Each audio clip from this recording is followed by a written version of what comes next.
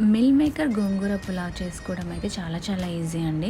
First ఉల్లిపాయలు, పచ్చిమిరపకాయలు, టొమాటోలు కట్ చేసి పక్కన పెట్టుకొని, బిర్యానీ మసాలా అంతా ప్లేట్లో పెట్టుకొని రెడీగా పెట్టుకోండి. నెక్స్ట్ మిల్ మేకర్ సోక్ చేసుకొని పెట్టుకున్నాక ఫ్రైడ్ ఆనియన్స్ కూడా రెడీ చేసుకోవాలి.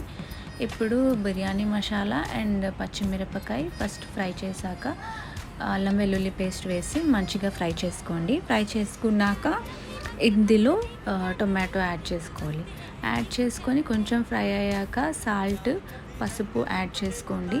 టొమాటో కొంచెం మెత్తగా అవుతుంది కదా, అప్పుడు టొమాటో ఉడికిపోయినట్టు కదా. ఇప్పుడు మనం ఇందులో గోంగూర యాడ్ చేసుకొని అది ఫుల్ మొత్తం ఫ్రై అయిపోక్కర్లేదు, గోంగూర కలర్ మారుతుంది కదా, అప్పటి వరకు ఫ్రై చేసుకుంటే సరిపోతుంది.